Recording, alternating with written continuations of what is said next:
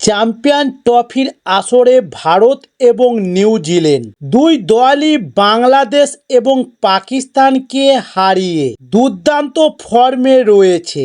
Mini বিশ্বকাপের শুরুতে ওপার বাংলার বাঘেদের টুটি চেপে ধরেছিল রোহিত শর্মারা, যার কারণে শেষ পর্যন্ত কাহিল হয়ে মাঠ ছাড়ে বাংলাদেশ। তবে গত রবিবার মরুদেশের একই ময়দানে পাকিস্তানকে গোহারা হারিয়েছে ভারত। আর এই দুই বড় সাফল্যের পর শেষ চারের লড়াইয়ে নিজেদের জায়গা পাকা করে নিয়েছে টিম ইন্ডিয়া।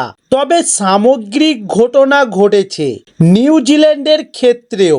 প্রথমে পাকিস্তান এবং শেষবারের মতো সোমবার বাংলাদেশকে ফুটিয়ে প্রয়োজনীয় পয়েন্ট তুলে নিয়েছে নিউজিল্যান্ড।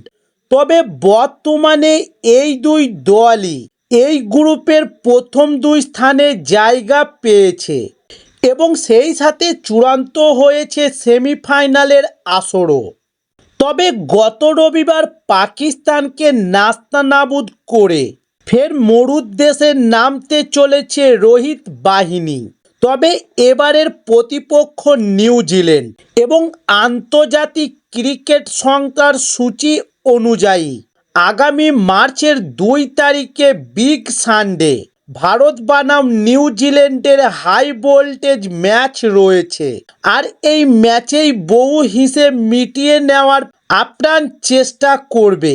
তবে ভারতের প্রতিপক্ষ নিউজিল্যান্ড বলে কথা, তাই এই ম্যাচের ফলাফলের উপর দুই দলের সেমিফাইনালের ভাগ্য সেইভাবে নির্ভর খানিকটা না করলেও বদলে যাবে সমীকরণ।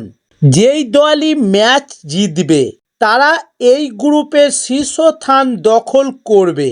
তবে বোর্ডের একটি সূত্রে মারফত খবর যে দুবাইয়ের মাটিতে শেষবার সামান্য চোট পেয়েছিলেন রোহিত শর্মা। তবে সেই চোট নিয়ে একেবারেই চিন্তিত নয় অধিনায়ক রোহিত।